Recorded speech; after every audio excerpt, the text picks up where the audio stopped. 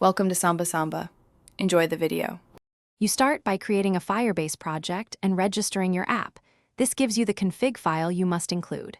Once done, install the Analytics SDK via Gradle, CocoaPods, or NPM and drop the Google services, JSON or Google Service Info, plist into the app. Initialize Firebase in your application entry point so the analytics service starts immediately.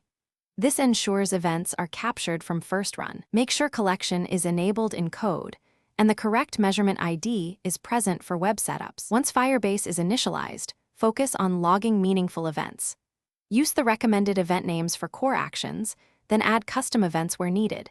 Include parameters that describe context like value, currency, item ID, and screen name. Make sure to set persistent user properties for segmentation and mark high-value events as conversions. You'll also want to enable debug view during development so you can see events in real time. This level of detail drives accurate funnels and audience creation later.